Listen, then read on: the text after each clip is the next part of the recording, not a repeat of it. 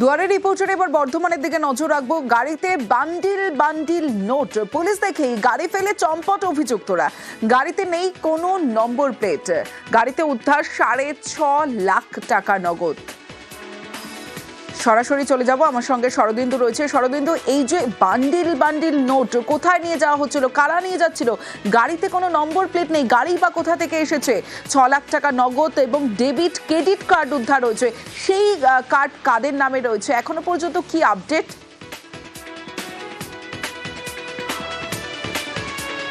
দেখো, গতকাল গভীর রাতে যখন তল্লাশি চলছিল মেমারির পালসি টোল প্লাজা এলাকায়, তখনই পুলিশের নজরে আসে দূরে একটি গাড়ি পুলিশকে দেখে দাঁড়িয়ে যায় এবং সেখান থেকে যাত্রীরা নেমে অন্ধকারে মিলিয়ে যায়।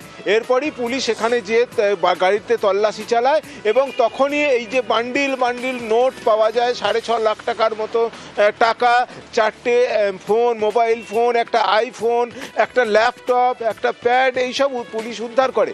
এবং পুলিশের যেটা মনে করছে প্রাথমিক অনুমান যে কোনো ক্রাইম করে এরা কলকাতার দিক থেকে দুর্গাপুরের দিক যাচ্ছিল, অর্থাৎ তারা আসানসোল বা ঝাড়খণ্ড বা বিহারের কোনো গ্যাং হতে পারে। এখন হুগলিতে গতকাল একটা অভিযান পুলিশের পক্ষ থেকে চালানো হয়েছিল একটা সাইবার ক্রাইমের ক্ষেত্রে। সেই ঘটনার সঙ্গে এই ঘটনার কোনো মিল রয়েছে কিনা সেটাও পুলিশ খতিয়ে দেখছে। এখনো পর্যন্ত জানা যায়নি যে কারা ছিল, তবে এই যে মোবাইলগুলো উদ্ধার হয়েছে, এই মোবাইল কিন্তু পুলিশকে অনেক সূত্র দেবে এবং এই মোবাইলের সূত্র ধরে কোথাকার গ্যাং কোন অপারেশনে গিয়েছিল এবং কোন অপারেশন করে তারা ফিরছিল, এ ব্যাপারে অনেকটা নিশ্চিত হওয়া যাবে বলে পুলিশ মনে করছে। আপাতত সব গাড়ি সহ এই জিনিসপত্রগুলি সিজ করা হয়েছে। এখন মোবাইল ফোনগুলিকে নিয়ে সেইগুলি ট্র্যাক করে সেগুলোর কল ডিটেলস নিয়ে কোথা থেকে এরা এসেছিল চিহ্নিত করে তাদের গ্রেপ্তারের একটা চেষ্টা পুলিশের পক্ষ থেকে চালানো হচ্ছে। তমশ্রী, বেশ। সরকারি জায়গায় দখল করে নির্মাণ, প্রতিবাদে গ্রামবাসীদের বিক্ষোভে উত্তেজনা। পূর্ব মেদিনীপুরের রামনগরের পিছাবনিতে উত্তেজনা।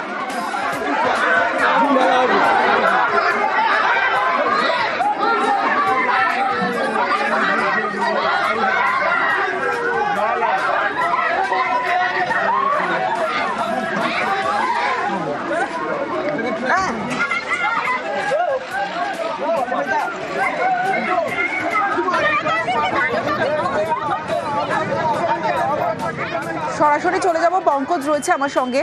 পঙ্কজ, যে সময় সাধারণ মানুষ, সেখানকার মানুষজন তারা বিক্ষোভ দেখালেন, তখন সবটা জানাজানি হলো। তার আগে এই যে পাঁচিল তোলা হয়ে গেল, ব্যবসায়ী পাঁচিল তুললেন, তার আগে প্রশাসনের কেউ জানতে পারলো না?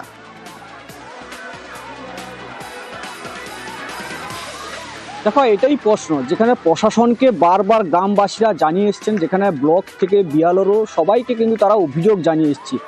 শেষমেশ তারা এই অভিযোগ যখন কোনো সুরাহা হলো না, তখন গ্রামবাসীরা কী করলো, যে তারা একেবারে নন্দকুমার দীঘা যে জাতীয় সড়ক রয়েছে, সেই পিছাবনি জাতীয় সড়কে সেই জাতীয় সড়ক অবরোধ করে বিক্ষোভ দেখালো। গুরুত্বপূর্ণ রাস্তা, তুমি জানো, যেখানে ব্যবসায়ী রয়েছে, সেই ব্যবসায়ী রয়েছে এবং দীঘা পর্যটক কেন্দ্র রয়েছে, সেই এলাকা কিন্তু পদ অবরোধ প্রায় ঘণ্টাখানেক হয়। সেক্ষেত্রে ঘটনাস্থলে পুলিশও আসে। পুলিশের সঙ্গে বিক্ষোভকারীদের মধ্যেও ধস্তাধস্তি শুরু হয়। কিছুক্ষণের পরে পুলিশ আশ্বস্ত করাতে কিন্তু পদ অবরোধ উঠে যায়। তবে তোমাকে জানিয়ে রাখি, ওই যে ব্যবসায়ী রয়েছে, সেই ব্যবসায়ী যেখানে জানাচ্ছেন, সেই ব্যবসায়ীর নাম হচ্ছে মীর মমরেজ আলী। তাকে আমরা কিন্তু তার সঙ্গে যোগাযোগ করছি। তিনি জানিয়েছেন যেটা চলছে, তার রায়ের জায়গা, সেই রায়ের জায়গায় তিনি ঘিরছেন এবং পাঁচিল দিচ্ছে, এমনটাই জানছি। তবে অভিযোগকারী অর্থাৎ গ্রামবাসীরা তারা জানাচ্ছেন বারবার করে যে পিডাব্লিউডি জায়গা, যেখানে পিছাবনি থেকে দেপাল যাওয়ার যে একটি গুরুত্বপূর্ণ রাস্তা রয়েছে, সেই রাস্তা একেবারে সংকোচন হয়ে যাচ্ছে। কারণ যেখানে পিডাব্লিউডি রাস্তার কাছে যদি তাদের পাঁচিল হয়ে যায়, যাতায়াতের খুব অসুবিধা হবে। বারবার তারা প্রশাসনকে জানিয়ে এসছেন, কিন্তু কোনো সুরাহা হয়নি। সেই ক্ষেত্রে তারা আজকে কিন্তু একেবারে জাতীয় সড়ক নন্দকুমার দীঘা জাতীয় সড়ক অবরোধ করে বিক্ষোভ দেখায়। একবারে বিক্ষোভ প্রায় ঘণ্টাখানে বিক্ষোভ ধরে, যেখানে গুরুত্বপূর্ণ এই পর্যটন সহ দীঘাকে যাওয়ার রাস্তা, সেই রাস্তা অবরোধ হয়ে যায় 1 ঘণ্টা। পুলিশ ঘটনাস্থলে এলে কিন্তু যেখানে পুলিশ এবং বিক্ষোভকারীদের সঙ্গে ধস্তাধস্তিও শুরু হয়। শেষমেশ পুলিশের আশ্বস্ততে কিন্তু বিক্ষোভ উঠে যায়। সেই ক্ষেত্রে কিন্তু গ্রামবাসীরা তারা জানাচ্ছেন যে এই পিডাব্লিউ জায়গা যদি সমাজসেবী বা কোনো প্রভাবশালী ব্যক্তি বা কোনো ব্যবসায়ী যদি দখল করে যায়, তাহলে নিতে পারবেন না, বোঝাই যাচ্ছে। জলপাইগুড়ি শহরে গুলি, দুই ব্যবসায়ীকে বাড়ি গাড়ি লক্ষ্য করে গুলি, রাতে গুলি চালানোর অভিযোগে আতঙ্ক রীতিমতো জলপাইগুড়ির সমাজপাড়ার ঘটনা। সরাসরি চলে যাব, শান্তনু রয়েছে আমার সঙ্গে। শান্তনু, কি কারণে এই গুলি? ব্যবসায়িক কোনো শত্রুতা? কারা এর পিছনে জড়িত রয়েছে এখনো পর্যন্ত? কাউকে কি আটক বা গ্রেফতার করেছে পুলিশ?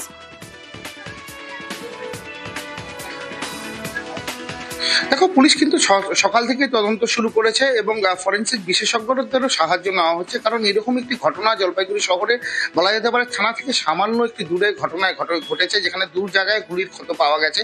এক হচ্ছে ব্যবসায়ীর গাড়িতে, আরেক ব্যবসায়ীর বাড়ির ঠিক সামনে, মানে দরজার মধ্যে সেই গুলির ক্ষত পাওয়া গেছে। তাতে মনে করা হচ্ছে যে দূর থেকে, অর্থাৎ নির্দিষ্ট একটি জায়গায় এবং একটি উঁচু জায়গা থেকে কিন্তু এই গুলি চালানো হয়েছে। এবং এই নিয়ে কিন্তু সকাল থেকে তদন্তে নেমেছে পুলিশ এবং বিশেষজ্ঞদেরকে আনা হয়েছে। ফরেন্সিক বিশেষজ্ঞরা তদন্ত করছে এবং সব মিলে যেটা মনে করা হচ্ছে যে কোনো একটা উদ্দেশ্য নিয়ে নয়, কোথাও থেকে হয়তো কোনো একটা বিশেষভাবে এই গুলিটা চালানো হয়েছিল, যেখানে গাড়িটাকে লক্ষ্য করে হয়তো গুলিটা চালানো হয়েছিল। আরেকটি গুলি হয়তো ছিটকে গিয়ে ঠিক পেছন দিকে বাড়িতে লেগেছিল, কিন্তু কারা চালিয়েছিল, কি উদ্দেশ্যে চালিয়েছিল সেটা কিন্তু স্পষ্ট নয়। যেহেতু মনে করা হচ্ছে এটা উঁচু জায়গা থেকে গুলিটি ছোড়া হয়েছে বলে বিশেষজ্ঞদের মত, সেই কারণে কিন্তু আশপাশের যে সকল বহুতলগুলো রয়েছে সেই বাড়ির মানুষজনের সাথে কথা বলছে পুলিশ। এবং একটি সূত্র যেটা জানাচ্ছে, গতকাল রাত 12:15 নাগাদ কিন্তু বিভিন্ন বাজির শব্দের পাশাপাশি কিন্তু এই গুলির শব্দ তা পেয়েছিলেন এলাকার বাসিন্দারা। কিন্তু তারা বুঝতে পারেননি এরকম একটি শান্ত শহরে কেউ গুলি চালাবে, রাতের অন্ধকারে কেউ গুলি চালাবে, এরকম তারা ভাবতে পারেনি। কিন্তু সকালে যখন দু জায়গায় ক্ষত দেখা যায়, কার্তুজের টুকরো উদ্ধার হয়, তাতেই কিন্তু সন্দেহ আরো বাড়ে, রীতিমতন আতঙ্ক ছড়িয়ে পড়ে। তাতে মনে করা হচ্ছে যে আশপাশের কোনো এলাকা থেকেই কিন্তু গুলিটা চালানো হয়েছিল। কিন্তু উদ্দেশ্যটা কি ছিল সেটা কিন্তু এখনো পর্যন্ত স্পষ্ট হচ্ছে না। যাদের ক্ষতিগ্রস্ত হয়েছেন, যে যাদের গাড়ি বা বাড়ির একটা অংশ ক্ষতিগ্রস্ত হয়েছে, তারা কিন্তু এলাকার প্রতিষ্ঠিত ব্যবসায়ী। তাদের একটি গাড়ি ক্ষতিগ্রস্ত হয়েছে, একটি বাড়ির দুয়ারে লেগেছে। এটা যদি মানুষ রাতের অন্ধকারে যদি না হয়, যদি সরাসরি কারো শরীরে লাগতে পারতো, সেক্ষেত্রে প্রাণহানির ঘটনা ঘটতে পারতো। এই বিষয়টি ভেবে দেখছে পুলিশ এবং স্থানীয় বাসিন্দারা তো উদ্বিগ্ন। কারা এই ধরনের কি উদ্দেশ্য নিয়ে গুলি চালালো সেই নিয়ে কিন্তু রীতিমতো সকাল থেকে একটা আতঙ্ক ছড়িয়েছে। পুলিশের আধিকারিকরা দফায় দফায় ঘটনাস্থলে যাচ্ছেন, বিভিন্ন নমুনা সংগ্রহ চলছে এবং ফরেন্সিক বিশেষজ্ঞদেরও মতামত নেওয়া হচ্ছে। সব মিলিয়ে কিন্তু পুলিশ কিনারা খোঁজার চেষ্টা করছেন এবং পুলিশের তরফ থেকে যেটা বলা হচ্ছে যে দ্রুত কিনারা করা যাবে। কারণ ইতিমধ্যে আশপাশের এলাকায় কাদের কাছে লাইসেন্স আগ্নেয়াস্ত্র আছে বা কোন কোন দুষ্কৃতীরা এই অঞ্চলে ঘোরাঘুরি করে, তাদেরও তালিকা তৈরি করা হচ্ছে। বেশ কয়েকজনকে জিজ্ঞাসাবাদও শুরু করেছে পুলিশ এবং পুলিশ চাইছে দ্রুত এই ঘটনা কিনারা করতে। কারণ শহরের বাসিন্দাদের মনেও কিন্তু একটা আতঙ্ক ছড়িয়েছে এবং পুরসভার প্রতিনিধিরা ঘটনাস্থলে গিয়েছে এবং পুলিশের কাছে তারা দ্রুত ঘটনা কিনারা করার জন্য দাবি জানিয়েছেন। এবং সেই ঘটনা পুলিশও বলছেন যে দ্রুত যাতে ঘটনা কিনারা হয় তার জন্য সব রকম ভাবে তদন্ত করছে। অবশ্যই নজর থাকবে শান্তনু। মনে হয় না নির্দিষ্ট কাউকে টার্গেট করে করা, যা মনে হচ্ছে। হতেও পারে ভোটের আগে পিয়ার মঙ্গারিং করার চেষ্টা। না, আপনি একজন ব্যবসায়ী, আপনার বাড়িতে গুলি, আবার একটা গাড়িতেও গুলির দাগ, হ্যাঁ, তবে কি মনে হচ্ছে এই যারা করলো তারা কারা? কোনো আইডিয়া নেই। পুলিশ তো এসছে, ইনভেস্টিগেশন করুক, দেখা যাক কী হয়। কিছু তো লাগানো আছে সবার নিজস্ব, কিছু ফ্ল্যাটের, কিছু পার্সোনাল অফিসের সবার, কিন্তু এগুলো তো আর রাস্তাঘাটের দিকে ফোকাস করে লাগানো থাকে। হ্যাঁ, যার যার পার্সোনাল এরিয়া সিকিউরিটির জন্য থাকে। বিষয়টা তো উদ্বেগের। অবশ্যই উদ্বেগের। একটা দেখছি এটা গুলি চলেছে কালকে 12:30 নাগাদ। গাড়ি ঠিক ড্রাইভার যে জায়গাটা বসে আছে সেখানে একটা গুলি চিহ্ন দেখা যাচ্ছে। প্লাস সামনে আমাদের অ্যাক্রোপলিস মল রয়েছে, অ্যাক্রোপলিস যে অ্যাপার্টমেন্ট রয়েছে সেই অ্যাপার্টমেন্টেও সেই গুলি, আরেকটা গুলি ওখানে চলেছে। কে বা কারা করেছে পুলিশ এসে পুলিশ তদন্ত করছে। আমরা স্থানীয় লোকজনের সঙ্গে কথা বললাম, এর ভিতরে কি আছে কি বৃত্তান্ত পুলিশ সেটা করবে। বহরমপুরে আগ্নেয়াস্ত্র জাল নোট উদ্ধার, ঝাড়খণ্ড থেকে অস্ত্র এনে বিক্রির ছক। বহরমপুরের সুভাষনগরে আগ্নেয়াস্ত্র সহ ধৃত 3। সরাসরি চলে যাব, প্রণব বন্দ্যোপাধ্যায় রয়েছে আমার সঙ্গে। প্রণব, একটা বিষয় স্পষ্ট যে আগ্নেয়াস্ত্র আনা হয়েছিল, বিক্রির উদ্দেশ্য ছিল, কিন্তু জাল নোটের পিছনে কি কারণ?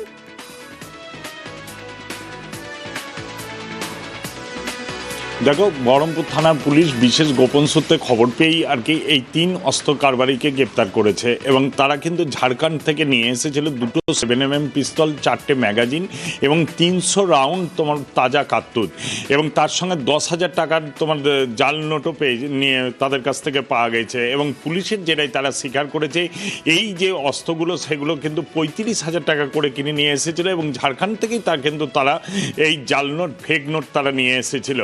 এবং সেগুলো কাকে বিক্রি করার উদ্দেশ্য ছিল, এত বিশাল পরিমাণ কার্তুজ এবং এই 7mm পিস্তল, সেগুলো কিন্তু তাদেরকে আজকে বহরমপুর জেলা জজ কোর্টে তোলা হয় এবং 10 দিনের তাদেরকে পুলিশ হেফাজতে নিচ্ছে।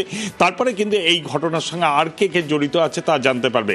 অন্যদিকে তোমার হরিয়ারপাড়া থানার পুলিশও আসগার শেখ নামে এক ব্যক্তিকে গ্রেপ্তার করেছে, তার কাছ থেকেও 7mm পিস্তল এবং 8 রাউন্ড গুলি পাওয়া গেছে। এরই আর এক সাকরেত সাবের শেখকে কদিন আগে গ্রেপ্তার করেছিল, তার কাছ থেকে 2 7mm এবং 3 রাউন্ড গুলি পাওয়া গিয়েছিল।